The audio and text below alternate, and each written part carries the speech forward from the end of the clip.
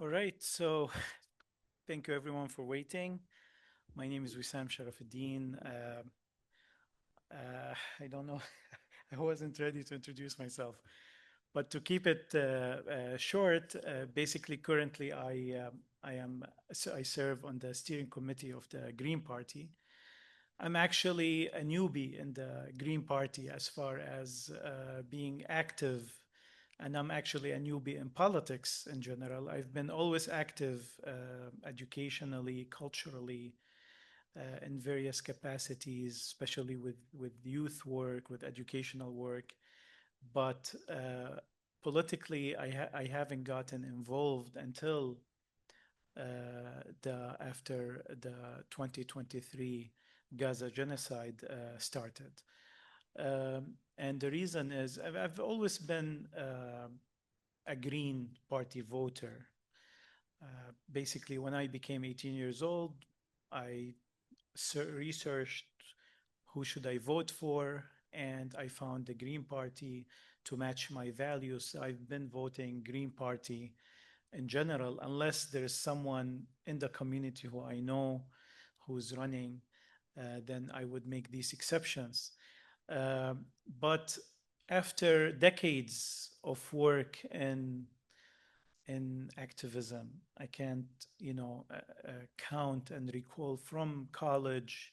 We established the Renaissance Club. I was active with Amnesty International, with the Council of American Islamic Relations, one of the people who were early on in the ADC, the Arab American Anti-Discrimination Committee, and then founding the Islamic Action Network, which was dismantled after September 11 because all the members got scared.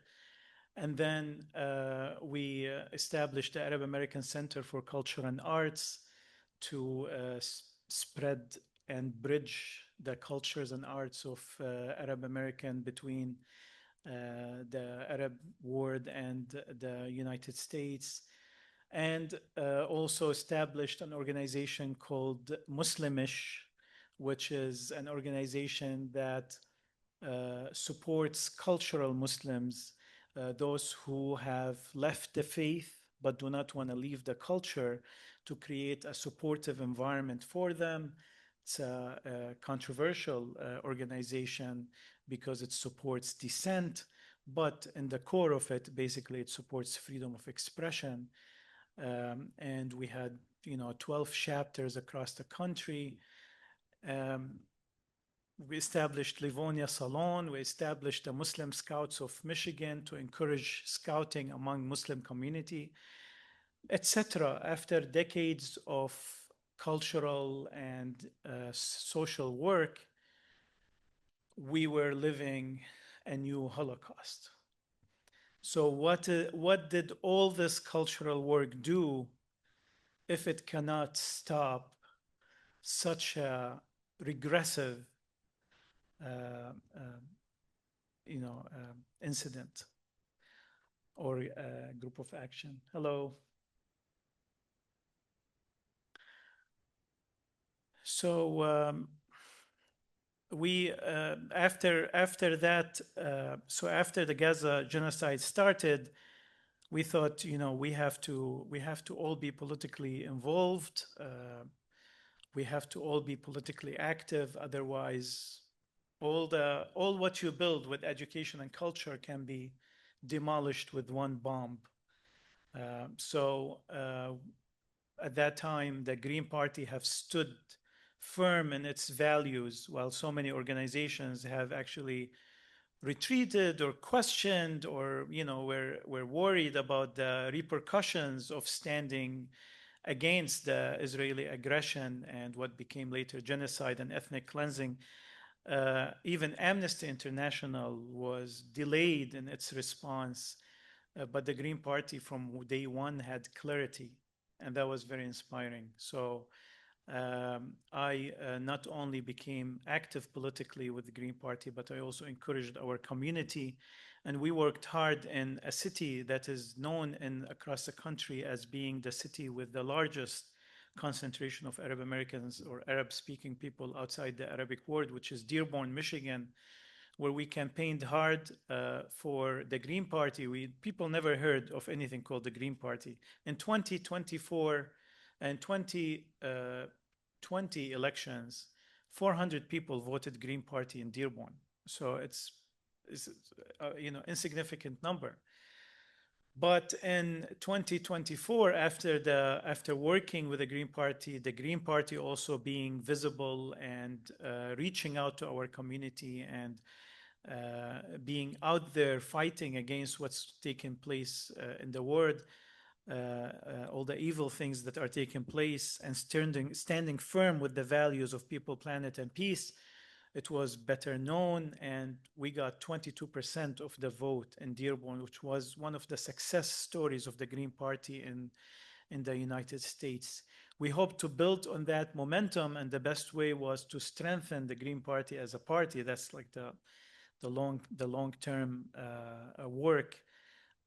Of course, we stood on the shoulders of you guys. You have been building this party patiently. It takes a lot of patience to build an institution, and it was in the right time that we have found it, and it gave us hope.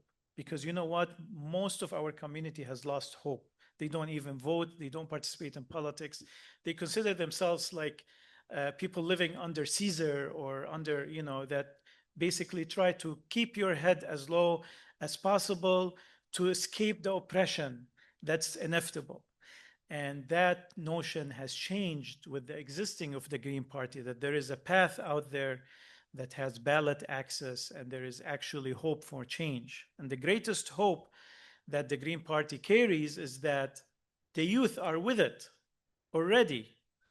And there are 75 million of Gen Z out there, and they're going to be the majority of voters in 2030, and they already have green values. It's actually a very interesting generation that carries a lot of the values that the Green Party calls for naturally. They've kind of ended up with these values anyway, without much specific education for it. So that's where I was, and I became politically active. And now I'm here participating in my first, actually I participated in last year was virtually, and this year this is my first in-person meeting. So I'm very excited, and I feel it's going to be a very inspirational moment. Sorry.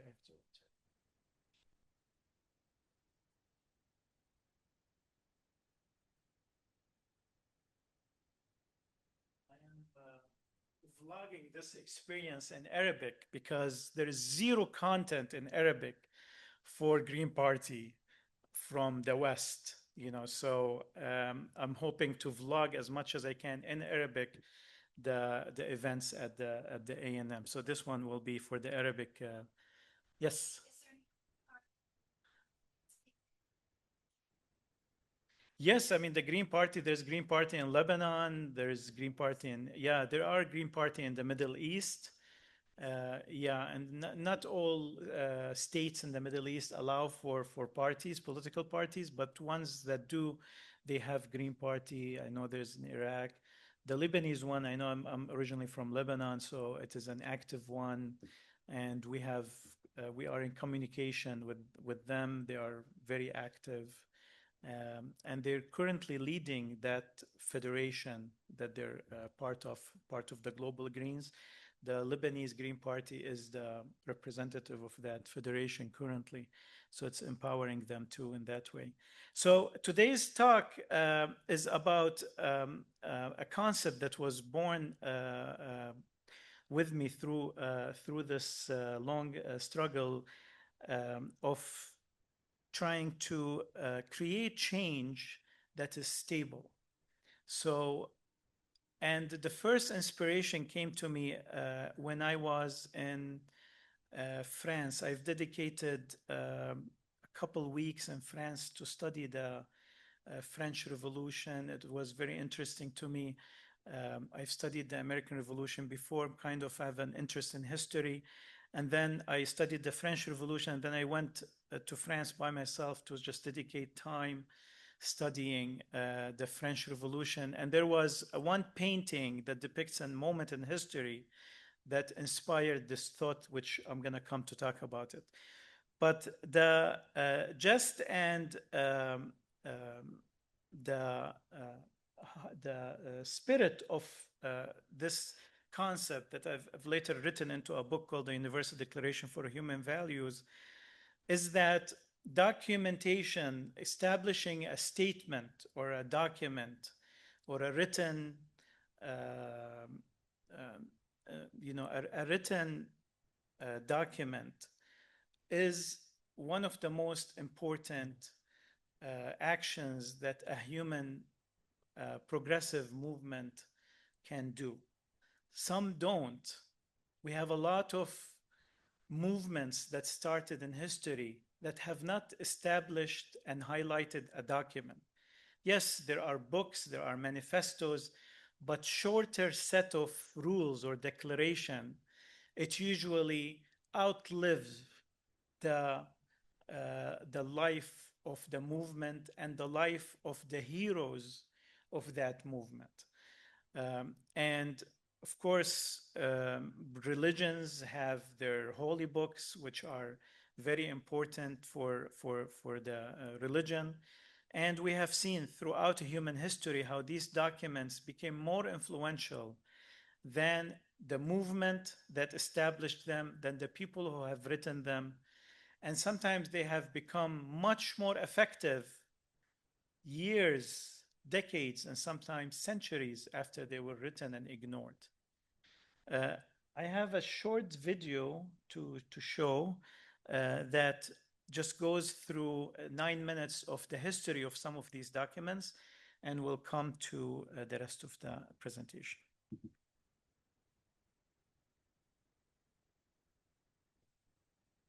Human rights is, geez, that's a good question. Wow. I don't even know how to give a definition. I would probably have to do a little bit of homework or something. Any rights, I think just as a normal, human, the rights that humans have. Very long debates. This is like tonight, sí, tú le puedes preguntar a 20 personas y te van a dar 20 diferentes opiniones. Yeah, we just take it for granted they're there, but we don't even consider what they are.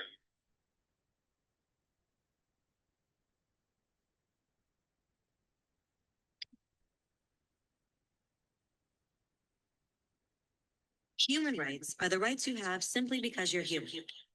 It's how you instinctively expect and deserve to be treated as a person, like the right to live freely, to speak your mind, and to be treated as an equal. There are many kinds of rights. Most apply to a certain group. But human rights are the only ones that apply to absolutely everyone, everywhere. That means kids, old people, poor people, basketball players, garbage men, rappers, teachers, Africans, Indians, Albanians, Christians, Muslims, Kabbalists, atheists, your mom, your dad, your next door neighbor, and you all have the exact same human rights. In other words, they're universal. But the question remains, what are they? Name the human rights? The human rights are? The right to live. Equality between all people. Right to religion, the right to... is there supposed to be a list somewhere I should be aware of? According to the United Nations, there are a total of 30 human rights, which are usually lumped together and called simply human rights. They're all listed out in the Universal Declaration of Human Rights, which is the world's most widely accepted document on the subject. But it was a long time in coming. At first, there were no human rights. If you were in with the right crowd, you were safe. If you weren't, you weren't. But then a guy named Cyrus the Great decided to change all that. After conquering Babylon, he did something completely revolutionary. He announced that all slaves were free to go. He also said people had the freedom to choose their religion, no matter what crowd they were a part of. He documented his words on a clay tablet known as the Cyrus Cylinder. And just like that, human rights were born. The idea spread quickly to Greece, to India, and eventually to Rome, they noticed that people naturally followed certain laws, even if they weren't told to. They called this natural law, but it kept getting trampled on by those in power.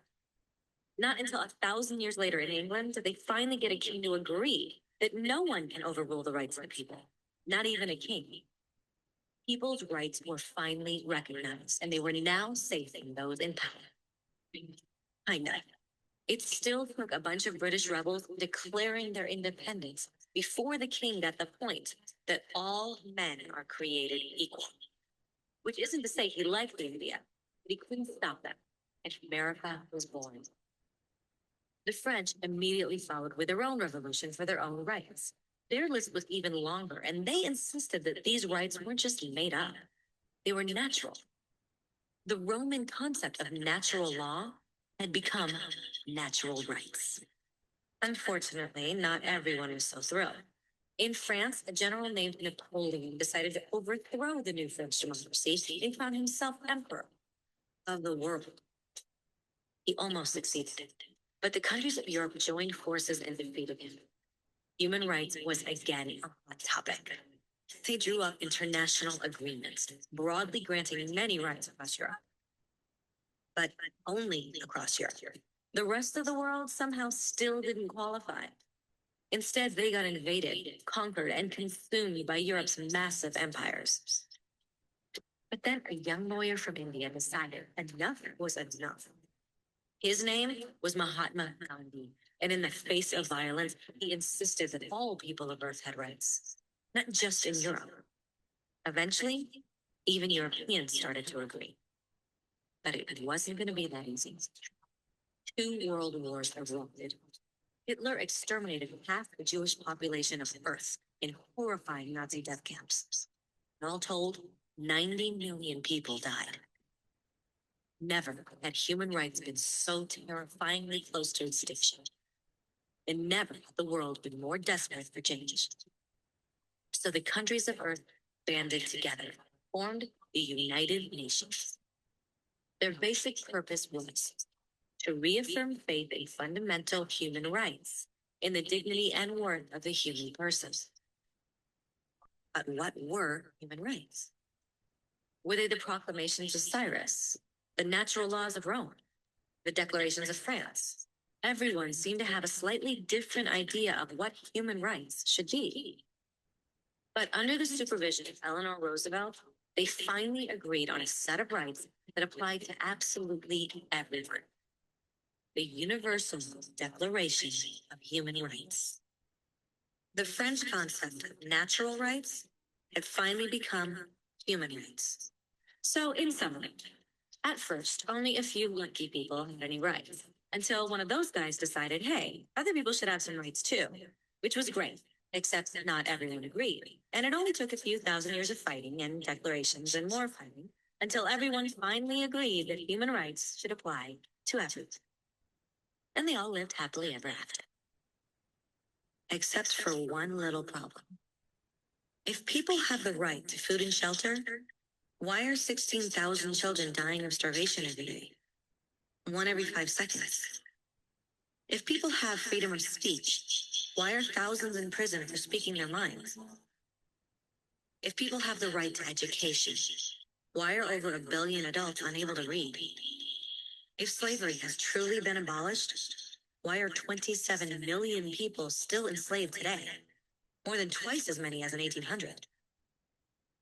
The fact is, when it was signed, the Universal Declaration of Human Rights did not have the force of law.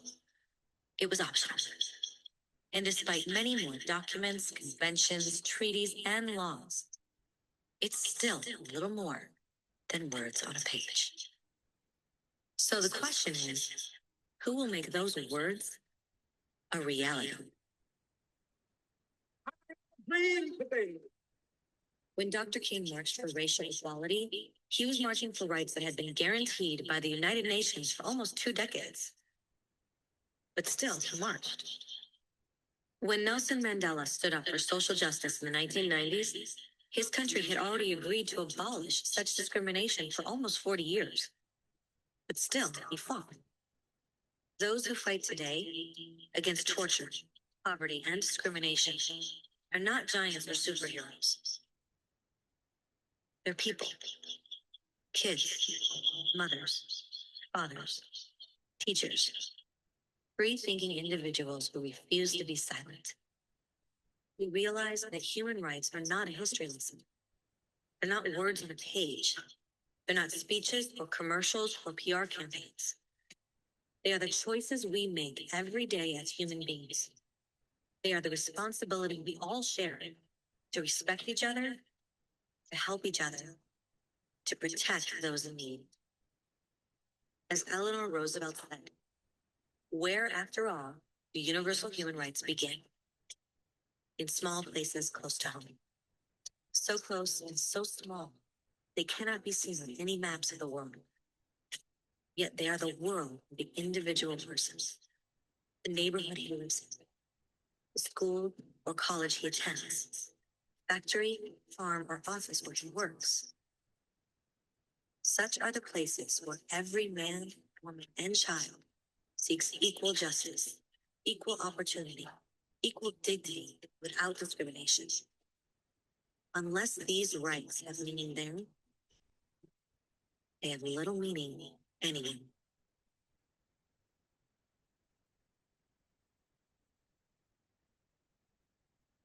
All right, this can be, or I can see it, an ad for the Green Party itself.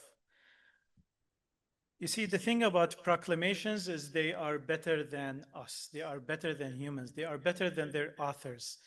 Authors write these proclamations and then they are held accountable for them. I'll give you an example. President Wilson wrote the 14 points. When he wrote the 14 points, they went along the Constitution, the Bill of Rights, some of the universal American values, or what Wilson perceived as American values.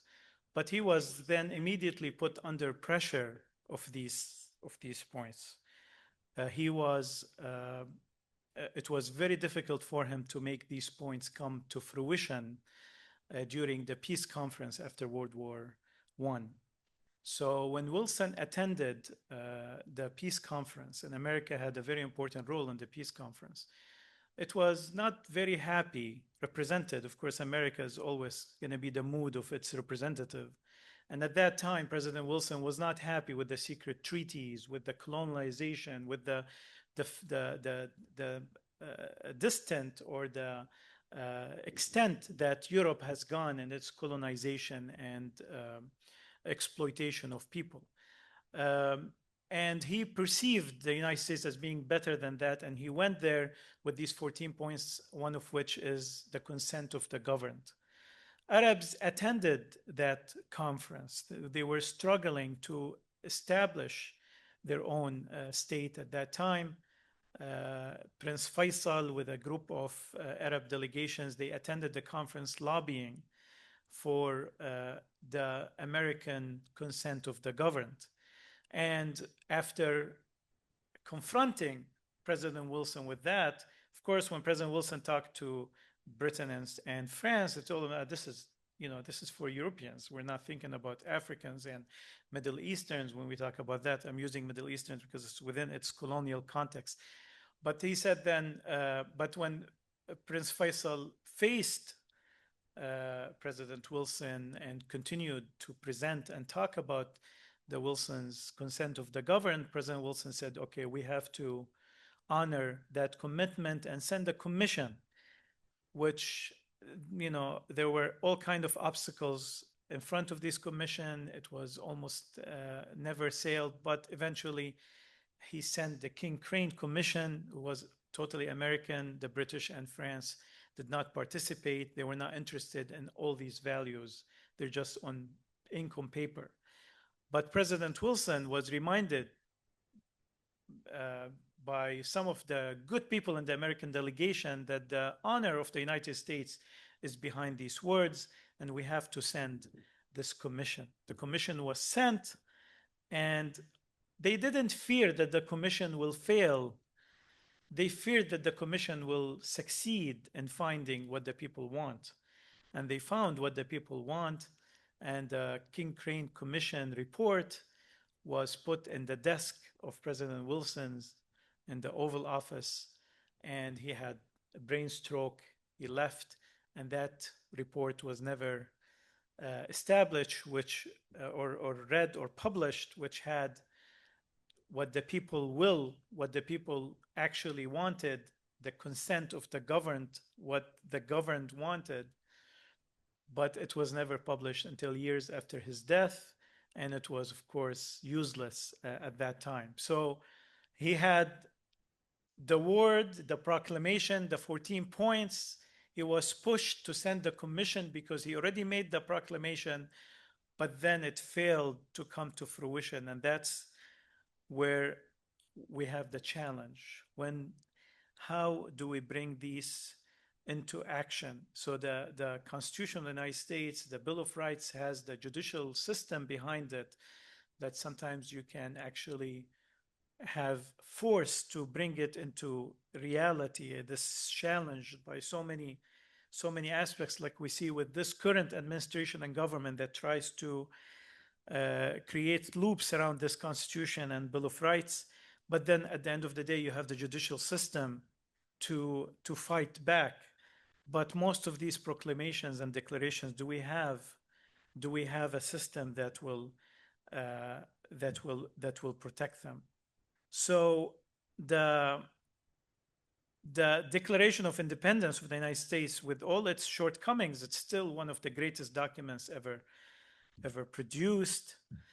And the French, when they were fighting the king and the noble class and all the ills that was brought by the kingdom, this is the oath of the tennis court. If a little bit of history, in 1789, when the national delegation went to Versailles to meet and vote, and the king knew what's coming, so he shut down the parliament, and they insisted on meeting. So they met in the tennis court, and he said, we are the people. Our statement, our vote is what matters. So they refused that the king has canceled the National Assembly, and they met anyway, and they voted, and they wrote the Declaration of Citizen and Rights at that time, which was one of the greatest documents written in French history. And they took an oath to fight for that document till death. One of the authors of this document is Robespierre, sitting right here. He's not even the one holding it up. He's one of the founders of the French Revolution. By the way, he was in contact with Benjamin Franklin. The French and American revolutions were born from the same womb. They were born from the womb of Enlightenment, of the French Enlightenment and the European Enlightenment, which was, Rousseau and Voltaire has, built on it, and a lot of intellectual struggle and work to get it to a point where it was ready for the next stage of implementation. And Benjamin Franklin, he used to sit with Voltaire. Voltaire was very old at that time, but I've seen the place that they used to meet in Paris. And Benjamin Franklin used to sit also with Robespierre, and that little street and close to Saint-Germain in Paris is a lot of the revolutionary thought was established and built. Anyway, of course, the connection between the American and French Revolution. They were both feeding and inspiring each other. With all the criticism, of course, there is always criticism that you can set aside, but in general, it was a good move forward. This painting that I stood in front of it, and the focal point of it is the document, has kind of started a light bulb for me that one of the strengths of the American Revolution is that they focused on what they have written. Because you know what? Many of these guys became bad guys later, as you know. Robespierre himself is not a model to be followed.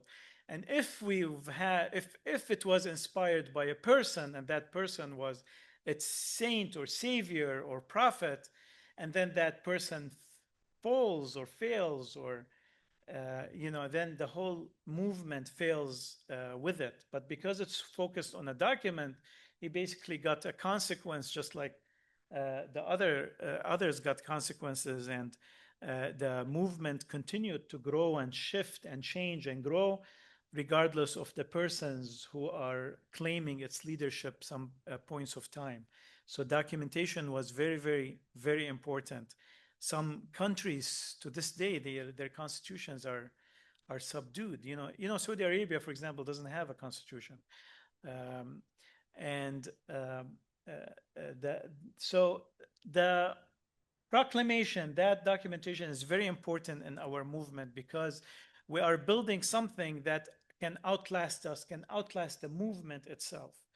And that's important to us in the Green Party, because we are also a movement. We happen to be an institution and also a movement, which is one of our challenges, really, but that's reserved for a different talk.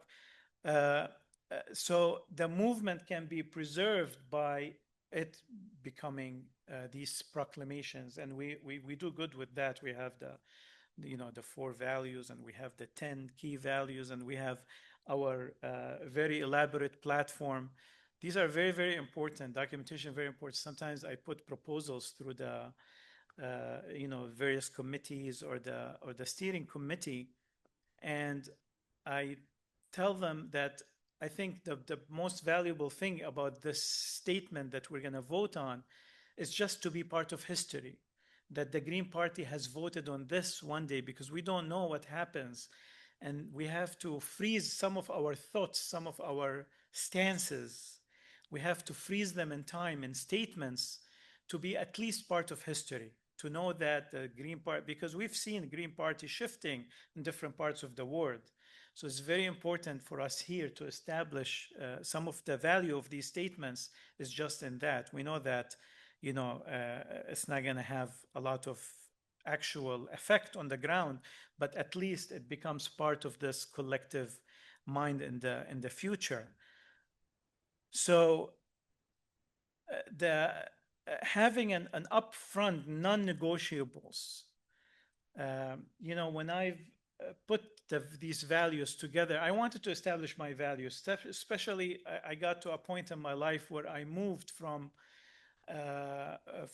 being, accepting values as I have inherited them, whether through my religion or my traditional upbringing, and I wanted to establish my values, my free values. I want to have more free thought and finding my values. So I brought all these documentation that was, important and influential throughout history, read them, tried to find the common themes. So I did this effort for a couple of years and came up with 20 values that I pronounce as my values, and I've shared with many to give me feedback. Of course, they're open for improvement, but I've come to a point where I declared these are my values. So when an organization was established and they called me to be part of its board, I sent them these values. I told them, do you accept these values? Because these are the non-negotiables for me. If you accept these values, then we can work. And they actually accepted them, and they actually passed a resolution to make it part of their organization's values, which came to play a part at a later stage when some of these values were challenged. It was brought up that you have a resolution that accepts these values, so now you cannot turn your back to them. Equalization of principles, talking points of negotiation, guiding document for building alliances, the glue for the diverse secular movement. We're going to have always differences. The more free-thinking people there are in an organization, the more diverse the thoughts, the more differences that will be found. This is a healthy sign of individual free thinking, of individual strength. But how does that not translate into fragmentation in the organization is by having a set of values that we all agree on. We can differ on other values. We can have people on the right of them, on the left of them, but at least there is core values that we all want to make a reality. And that's enough for us to be around them. And it's very important to be pragmatic in that. That's my personal opinion, that being pragmatic in that sense, that you have non-negotiables, and then you open up to the less non-negotiables, the more negotiable principles, or the principles that you don't want to set as non-negotiables. You open up space for people to differ. It's very important. The organizations that have all 100% same values and no differences are not democratic organizations. They're like totalitarian parties that have such thinking, where there is no dissent. But if you're going to advocate for free thinking and democracy and the progress of thinking, you have to create the environment for a wild garden to grow and compete for the sun, as long as it is within the same boundaries and the same frames that you're working with. I'm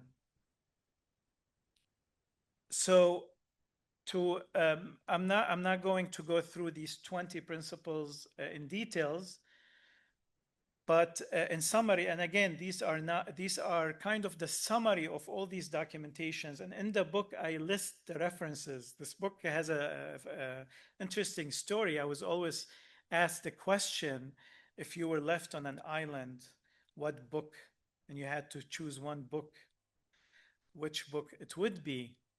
And I've always struggled with that, because like I really want a lot of things and I don't have. So I created a book that has these documents, because if you're going to start from scratch, you need some of these documents to establish a new society.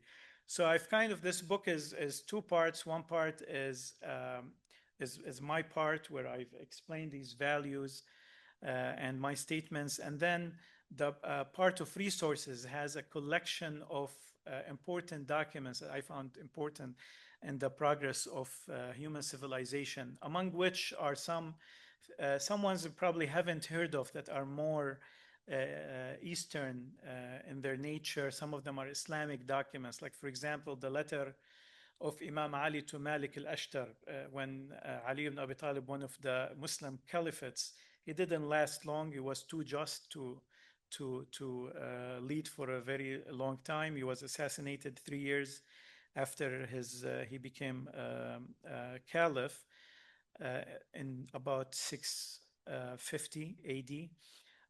He sent his one of the companions as a ruler of Egypt, and he sent with him a letter detailing how to be just ruler. So this is, for example, an important document in Islamic anthology for establishing just rule. So I've included it as a resource, and many other documents, also among which are verses and sections from the Bible and Quran and Torah. So I've listed all that in that book, but this is the effort of collecting and summarizing them into 20 points: freedom, equality, freedom of expression, freedom of religion, sexual freedom, which whenever I'm interviewed about this book in an Arabic channel, they always start with this. I'm like, why do you always ask me about this one specifically? So sexual freedom, governance and meritocracy. Rules of order are interesting. Having parliamentary rules, such as Robert Rules of Order, some parliamentary rules to ensure that meetings are held efficient and democratic. I consider it one of the core values that we have struggled with to get to. So it is very, very important. They might seem a little bit technical or simple, but they're actually a very important manifestation of civilization. Separation between religion and state, welfare, penal codes, security. I'm going to leave you, you can read. I've written these online, and also, you can get a copy of the book. Due process, capital punishment, public force and taxation, education, arts, science, and culture, human flow, environment, and animal rights. I think this is the one that I struggled the most with. It took me the longest time to find a common ground between those who think that using animals for consumption is unethical and those who don't. So I think I've negotiated both parties to find a common statement that can be acceptable for both and can be acceptable to become translatable politically. Social contract, and I think the most important one and the most relevant to our time is the last one, which basically says those who are denied the rights given to them by this declaration shall seek arbitration and peaceful ways to achieve them, and have the right as a last resort to rebel against tyranny and oppression manifested in the defiance of such rights, and everyone shall be in support of them. So if you take oath to these values, if you have this value, this means you have to stand every time with those who are denied any of these values, and they have the right to resist, they have the right to fight if peaceful ways does not achieve it. So you know what, this book was not, it's very difficult to publish anything in the United States, but it was actually had a better audience in Europe. So I had a book signing in Paris for this book, and I went there for the book signing, but the book signing was scheduled for October 10, 2023. And October 7 started. And by October 8, we knew what's coming. We knew that Gaza is going to be erased, that there was the officials in the Israeli government were speaking in defiance of international law. They were declaring their intention of genocide, clear and simple, calling Palestinians human animals, preventing them, promising to prevent them from water and food, etc. So I canceled the book signing because I was shocked and confused within that context. And the context was going to be Gaza at that time, because all these values are being trampled on with the approval of the French government and the British government. And we're not going to shy to speak about it. And the venue, was too early for them to allow it. So I just canceled. I told them, if we don't speak in the context of the ongoing genocide, then we can cancel the event. So we canceled the event. But just to tell you how these proclamations that we have worked for as a human species for centuries on, they are the best of us. They are the best thing that we've come up with all these years, that with one decision, we can just forget all about them and act in defiance of all of them. And the struggle today is not actually to have better values. It is actually just to come to implement the values that we have proclaimed and that we have found and that we have agreed as a human species that they are the best values for us, and to implement them in an equal way, and to treat all humans as equal as we have long time ago proclaimed to be. So the struggle became Article 20, is that we are living in, for example, in Western countries, Eastern countries had a long, when I wrote this book, I was hoping that this book would be inspiration in many of the countries that lack democracy, that lack freedom of expression, that lack freedom of religion, etc. In the organization, of one of the organizations we were active with, which was Muslimish, one of our goals was to abolish blasphemy laws all over the world. There were 13 countries that had apostasy as penalized by death. So that was one of the things that we were fighting for, is that people can change religions or switch their faith or switch their convictions without being threatened by death. But after 2023, the struggle became international. Now, also the Western countries have either been conducting or supporting genocide, except very, very, very few. I remember the first vote for ceasefire that took place in the Senate with 100 senators. 100 senators voted against, including Bernie Sanders. And I was very disappointed. And I wrote on that night that how can you vote on something and then go sleep at night knowing that your vote is actually killing children that night? Like, how can you do this? Like, abstain, quit, but don't put your signature on blood. And I've written previously in the context of the Syrian revolution that one person being slapped on the face by the government, by an authority of the government without legitimate reason is enough for that government to fall. We're not going to wait for Sidnaya and all these crimes against humanity to realize that the government should fall. But today's world, we see what's taken place, and these countries, it became silly. It became silly to give speeches. It became silly to celebrate human rights. Things became silly. We actually struggled with things afterwards. Holocaust museums started to lose context.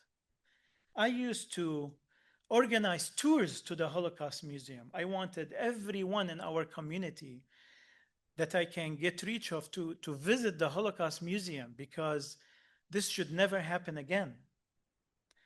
And now, what does it mean to visit a museum that shows any type of human struggle while we are paying for ethnic cleansing and genocide, supporting it either by silence or by it's very difficult time, but it is also an awakening time for us to fight for these values. These values, we shouldn't take them for granted, and we need to fight for them. And the Green Party is the only political path to the ballot in the United States that actually stands solid with the human rights values and fights against the destruction of these values, that either by our government or by any other government. And they have a proven record of standing with their values no matter what the political price is. Thank you.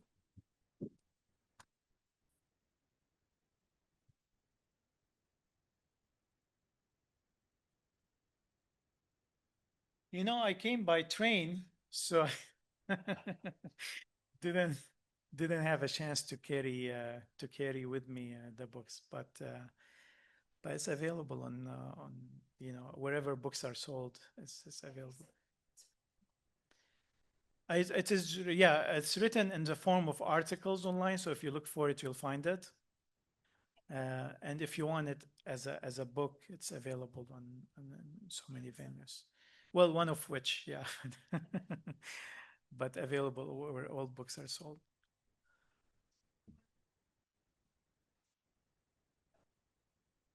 Sure. Yes, sir. I'm just curious about how, because I know I hear a lot of people talking about, about the genocide against, was it Palestine? And then I hear other countries as well. And sometimes it's really hard to tell if the other countries as well that I hear about are basically the same. And I guess how Israel is performing genocide on Palestine, then I hear other countries as well. So sometimes it's really hard to understand, you know what I'm saying, which side is doing what, if you know what I'm saying. Like, I know Palestine, but I guess there's other countries that are part of that as well, that, if you know what I'm saying, I guess. Yeah, so the question is about the Gaza genocide. I know it is difficult really to keep up with politics and everything that's going on, but I say there is a responsibility if your government is not doing so. Like, we elect politicians to take care of these things, but if our government is failing us and it's not protecting our values, the values of the Constitution, the values of our country, the values of our society, the human values, the human rights, then it becomes our responsibility to understand what our government is performing in our name.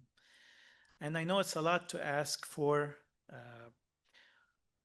and the educational system in the United States does not really help in creating aware citizens, but it becomes an individual responsibility, really.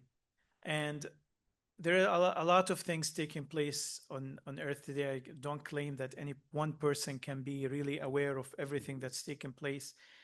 But as long as we are, trying to be as aware as possible on what's taking place and trying to take a stance. And the easiest way is basically to elect the right people to office, because that's their job. They're going to do that 24/7, is representing your values. But what we see today is no representation of values.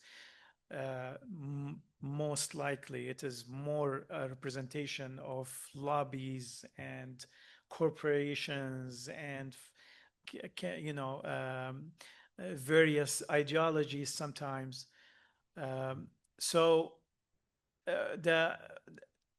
One of the major events that's taken place, other than the also genocide in Sudan and in Congo and all the breaches of human rights across the nations, I just heard this morning that the number of the slaves today are multiple times the number of slaves in the 18th century.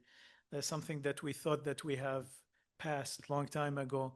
So it is a continuous struggle. We can't do we can't be aware of all the struggles. We can't focus on all of them, but we can focus sometimes on a solution that is a comprehensive solution. And I always tell, when I speak to my community, I tell them the Green Party is a comprehensive solution to the world, because the United States is leading the world. And if the Green Party is effective in penetrating and making a change in the American government, then as a result, it will have a positive change on the rest of the world. So it's kind of your effort, your vote as an American citizen is so much multiplied, so many multiple times because of that effect.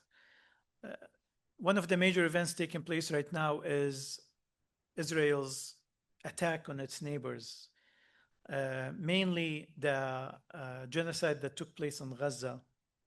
And now the ethnic cleansing taking place in South Lebanon. This is where my family came from, and they are devastated. I can't tell you. We have no house of any aunt or uncle that's left standing. It cost $80 of TNT to blow out a house, and Israel is systematically erasing the villages in South Lebanon, house by house. I have our community back in Dearborn is totally devastated because of that. Last week, my grandmother's house was totally erased. My aunt's house was erased. We tried to hide the news from my aunt. You see, these people, they've worked 40, 50 years to build it, wall by wall, brick by brick. So there's no insurance, there's nothing, you know, so it's gone, the whole work is gone. And that's not what's important. What's more important is the memories that are held and the history that's held in that house. So my grandma's house is the house that my mother was born in, my, you know, 6 aunts, 3 uncles, and it became the house where if any of us visit Lebanon, we go back and we stay in that house. Each wall of its walls has history and has memories. Each room was built after a few kids were born. And there are walls that were destroyed by certain, you know, the consecutive wars with Israel. The village is Bint Jbel, if you heard about it, one of the important villages in South Lebanon that has been always under the attack and either or occupation of Israel. So, you know, there was a wall that nobody sleeps in that room because that wall is not very stable because of the bombing of 1978. And, you know, and my grandma, may, you know, she rests in peace. She used to, this is very, very symbolic image that cannot be erased from my mind. The empty shells of the Israeli bombs, she used to use them as vases to plant flowers because they're like metal, heavy shells. So on the balcony, there were all these shells of rockets that she used to plant flowers in. So this house was totally erased last week. How they know this from Google Images, so they constantly watch.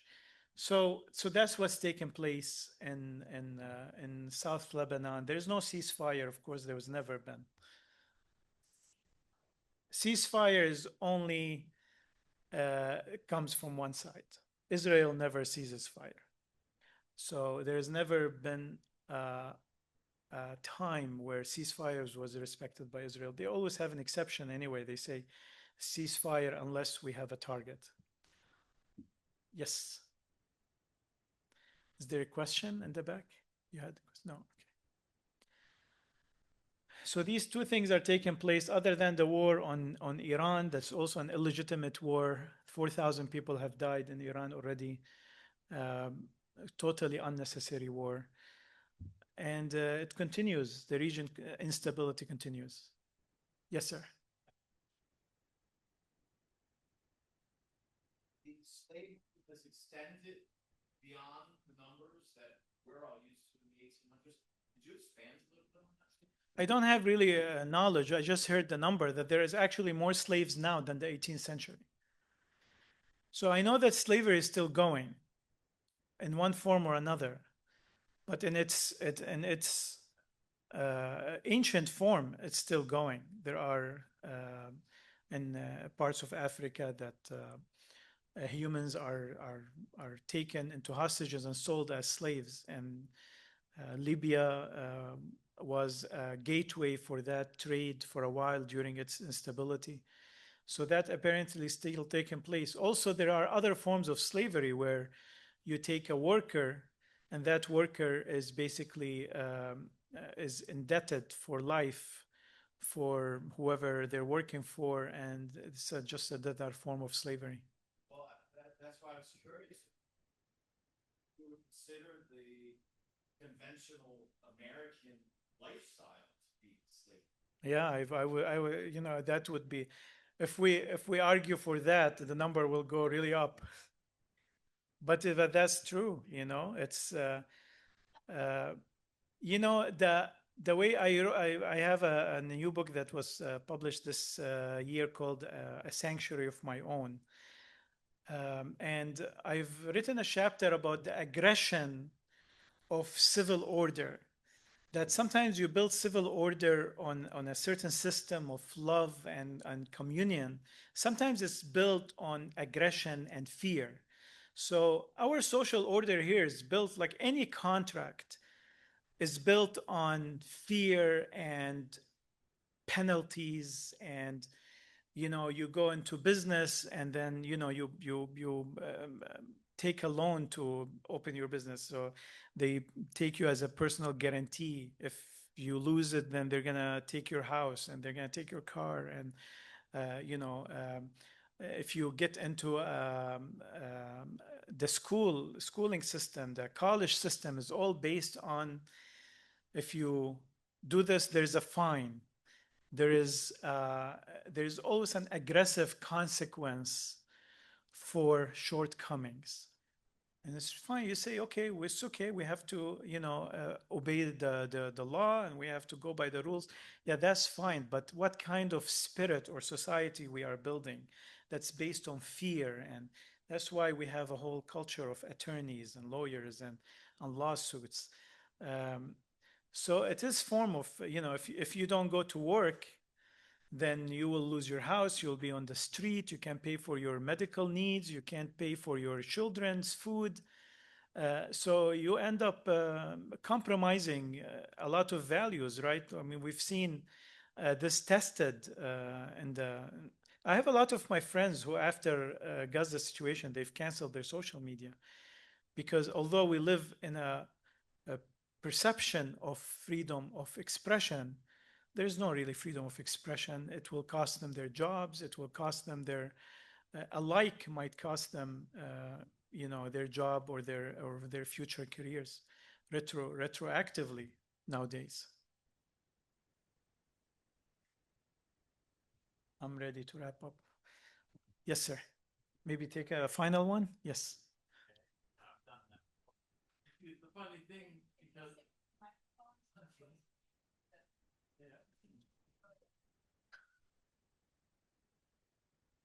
no problem. It's Richard Gomez, Fresno, California. The thing about what you mentioned is fear. Fear is how governments are broken down, because when you're frightened, you get scared. You don't do things that you know you should do, or you do things that you shouldn't do, especially when you know you are protected from doing the bad, horrible things that are going on right now. I mean, this covers a lot of things, but fear has always been known to destroy a civilization. Generally, for example, taking away a person's livelihood, because as we just mentioned, when you take that livelihood away and you endanger them, they do get desperate. They may do something, or things will happen to them that will ruin their lives. And history shows that they've even gone to problems with violence to themselves, to their family members, or doing all sorts of activities like too much alcohol or too much drugs. Fear is a very effective method of destroying a human being also. But as we've seen, like over 100 years ago, the idea of today we call it the Human Rights Convention. But before, there was another thing before the human rights. I think it was the League of Nations. The idea was that when countries have problems, that other countries can get together and help them resolve them or prevent violence and war and fear. This was the idea, the goal of it. But we have seen in the last 80 years that the United Nations is not abiding by the rules that they've put down.